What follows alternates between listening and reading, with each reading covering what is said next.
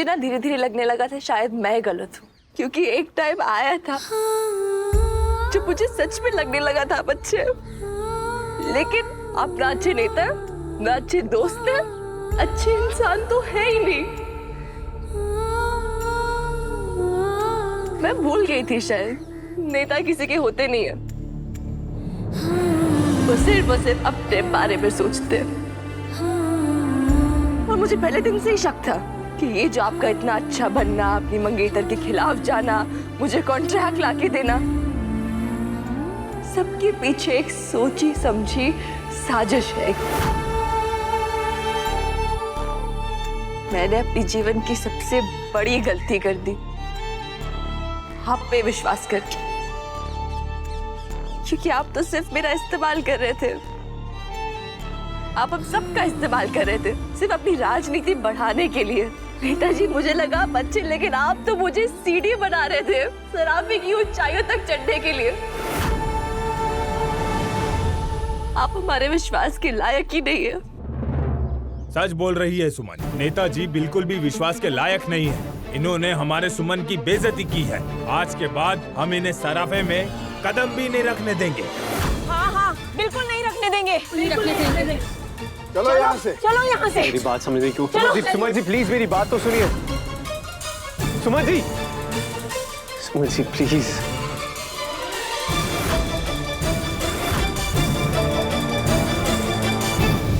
CM साहब, आप नमस्कार।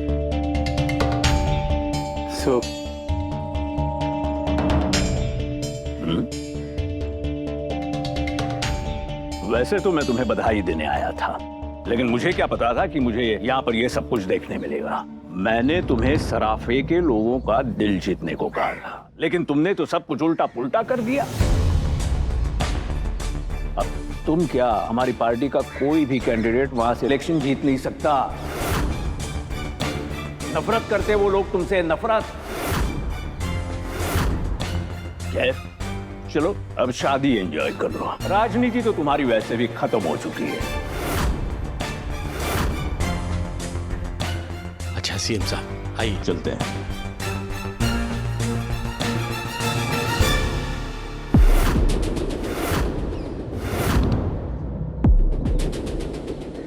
तुम्हारी फैमिली ने तो सिर्फ उस लड़की पर इल्जाम लगा दिया, और ताली एक हाथ से नहीं बजती बेटा। मुझे सब पता है तुम्हारा और सराफे वाली का क्या चल रहा है।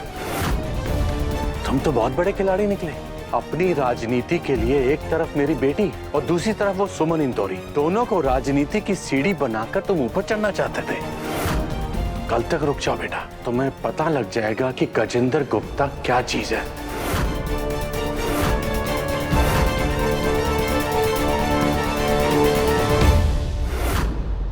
जो कुछ भी हुआ उसके बारे में मत सोच, बस अपने ऊपर फोकस कर। ये देख, मैंने मंगलसूत्र का ये डिजाइन फाइनल किया है। बहुत ट्रेंड कर रहा है। प्रिटी है ना? वेरी प्रिटी दी। यहाँ पर ऐसे अपने पति का नाम भी लिखवा सकते हैं मंगलसूत्र पे। कृतिका, बोला था ना मैंने कि अपनी दीदी को समझा देना कि सुमन से दूर रहे। नहीं समझाया ना? ये तुम्हें खुद समझ में नहीं आया। बोलना क्या चाहते हो तुम?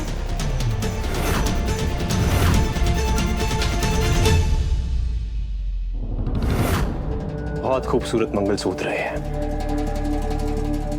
बस कहीं ऐसा ना हो कृतिका कि मंगलसूत्र तुम्हारे गले तक पहुंचे।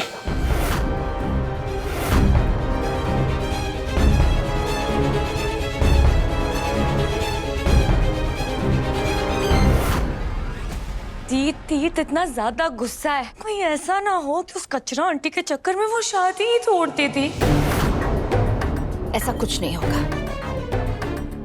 जो गरजता है वो बरसता नहीं।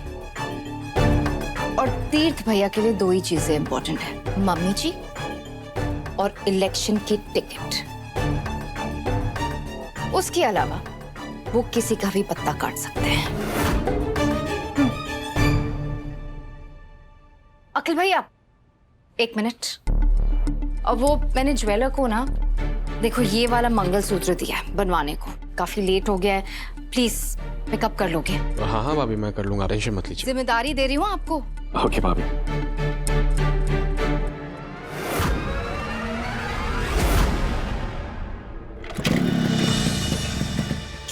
इसको भी अभी खराब होना था। चल यार चालू हो जा, मेरी बहन को आज जरूरत है तेरी। ऋषि, हाँ मम्मी। बेटा कोई भी ऑटो नहीं रुक रही है, क्या करे? पैदल चले क्या? हाँ माँ, पैदल चलते चल।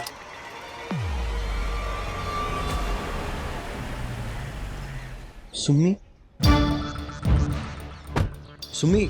सुमी, अरे भूमि, क्या हुआ मालिनी?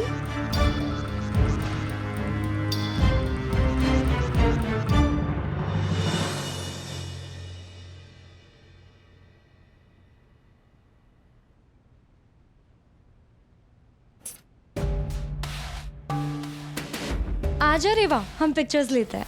कम। थैंक गॉड दीदी कि उस कचरा आंटी की शक्ल हमें कभी भी नहीं देखनी पड़ेगी। फाइनली वो हमारे लाइफ से आउट। भाभी, उस चाट वाले ने मेरी बेइज्जती की थी ना। आपने उस लड़की को ऐसा सबक सिखाया ना, पूरी जिंदगी पूरे इंदौर में अपनी शक्ल तक नहीं दिखा पाएगी। यू आर द बेस्ट भाभी। मैं बाकी काम देख कर आता हूँ। हाँ, इस इडियट को लगता है कि आपने ये सब कुछ इसके लिए किया है। तो लगने देना। अगर इसके लगने से हमारा फायदा होता है तो अच्छा ही है। वैसे मैं ये सब तेरे लिए कर रही हूँ, अपने कट्टू के लिए। आज बात संभल गई। बात समझ गए मतलब? उस सुमन और तीर्थ को सिर्फ नमकीन किंग को देखना था। पापा भी वहां पहुंच गए। पापा तो शादी तोड़ ही देते, लेकिन पापा जी ने उस लड़की को बाहर निकाला और इतना कुछ बोल दिया कि हम बच गए। वो सब तो ठीक है दीदी, पर हमने इस प्लान में मेरे तीर्थ को इन्वॉल्व किया, बस उसी बात का बुरा लग रहा है मुझे। कट्टू, जब घी निकालते हैं तो मलाई को गर्म करना पड़ता है, और उस कचरा आंटी को यहाँ से बाहर निकालने के लिए तीर्थ भैया का इस्तेमाल करना जरूरी था। वो मेरे परिवार के कुछ ज्यादा ही आसपास आ रही थी। अब इस दरवाजे पर पैर भी नहीं रखेगी।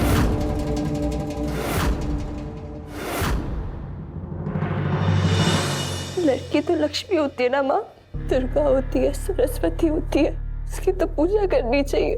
हर मोड़ पे ऐसे बेइज्जत नहीं करना चाहिए। क्यों जब एक लड़की घर से बाहर निकलती है अपने पैरों पे खड़े होने के लिए, अपने परिवार के लिए, कमाने के लिए, क्यों उसके कैरेक्टर में सवाल उठते हैं? क्यों उसकी हर काम पे शक से देखते हैं, तो उस पे हमला किया जाता है? लड़कों से तो कोई सवाल नहीं करता, लड़कों के कैरेक्टर पे क्यों नहीं सवाल करते? मैं अकेली थी क्या उस कमरे में? नेताजी भी थे ना? तुझसे क्यों नहीं कोई सवाल किया? सारे सवाल मुझसे क्यों? मैंने कुछ गलत किया क्या? नहीं बेटा, बिल्कुल गलत नहीं है। वो लोग बहुत बड़े लोग हैं ना, पर उनकी सोच बहुत छोटी है, और ऐसे छोटे सोच वालों से इंसाफ की उम्मीद नहीं रखनी चाहिए। मैं क्या कहती हूँ भाभी, होंगे वो बड़े लोग, लेकिन हम लोग भी इतने छोटे नहीं हैं। अरे इज्जत से कमाते हैं और इज्जत की खाते हैं। वहाँ उन लोगों ने हमारी सुम्मी के साथ जो किया है ना, उन्होंने अपनी औकात दिखा दी। मैं तो उस घर में आज के बाद कभी नहीं जाऊंगी। अरे तू क्या, उस घर में कभी भी कोई नहीं जाएगा। जहाँ इज्जत नहीं वहाँ पर कुछ भी नहीं। और ऋषि तू खबरदार, जो नेता के चक्कर में उसके पीछे पीछे गया है तो उससे बुरा कोई नहीं होगा। पर बुआ, वो नेताजी ऐसे नहीं है, वो खुद वहां पे फंसे हुए हैं। और मैं जानता हूँ सुम्मी, तेरे निकलते ना उन्होंने सबको डांट लगाई होगी। मैं बहुत अच्छे से जानता हूँ उनको, वो बाकी लोग जैसे नहीं है। मैं अभी ना उनसे बात करके आता हूँ, रुको। ऋषि, नहीं, तू कहीं नहीं जाएगा। छोड़ दे अब उस नेता को, ऐसे आगे पीछे घूमना बंद कर दे, उसके विश्वास करना बंद कर। उनको किसी की नहीं पड़ी अपने सिवा, उनको संभालने के लिए बहुत लोग हैं। आज हमारी इज्जत पे बात आई है, कल जान पे आ जाएगी, फिर क्या करेगा? सुमी दी, नहीं ऋषि, आज तेरी बहन को तेरी जरूरत है। तेरी बहन को इतना जलील किया उन्होंने, एक बार के लिए सिर्फ भाई बन जा।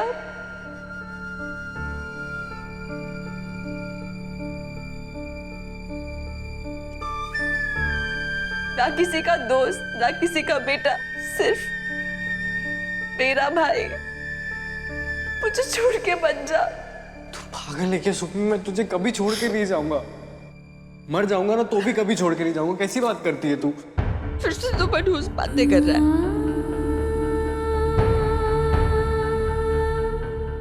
हमेशा ऐसी बकवास करता है। मरे तेरे दुश्मन।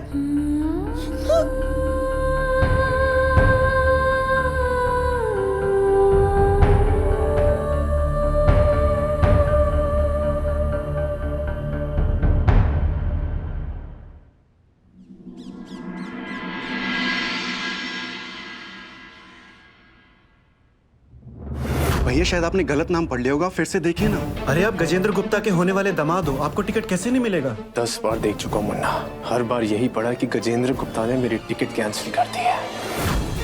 ले, तू भी देख ले। भैया आपसे जूनियर कार्यकर्ता को टिकट दे दिया। आपकी शादी के दिन अपने होने वाले दामाद के साथ कोई ऐसा करता है क्या? शादी के दिन टिकट कैंसिल कर दिया? यार ये लोग ऐसा कैसे कर सकते हैं? और आज तो उनकी शादी का दिन है और ये खबर आ गई। बहुत अपसेट होंगे नेताजी। आज तो मिलना पड़ेगा उनसे।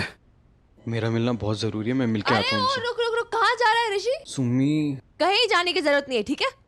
तेरे नेताजी को संभालने के लिए बहुत लोग हैं ऑलरेडी। सुमी बहुत लोग होंगे पर मैं नहीं हूं ना वहां पे। देख सुमी, नेताजी मेरे भाई जैसे हैं, मेरे दोस्त जैसे हैं और आज उनको मेरी बहुत जरूरत है। मैं जानता हूँ उन्होंने इस इलेक्शन में इस टिकट के लिए कितनी मेहनत करी है और वो इस लायक है। पता नहीं क्यों ये लोगों ने उनको टिकट नहीं दी। आज जाने दे सुमी, आज बहुत जरूरत। मैं क्या कहती हूँ, रात भर तुम दोनों का झगड़ा खत्म नहीं हुआ क्या? जो सुबह सुबह शुरू हो गए।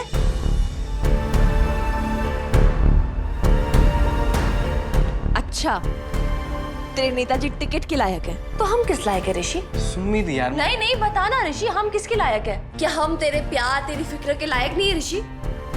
हाँ, क्या मुझे एक नहीं चाहिए भाई जो सुरक्षित रहे? क्या माँ को एक बेटा नहीं चाहिए जो ठीक रहे? मालिनी बहू को तेरी फिक्र नहीं होती?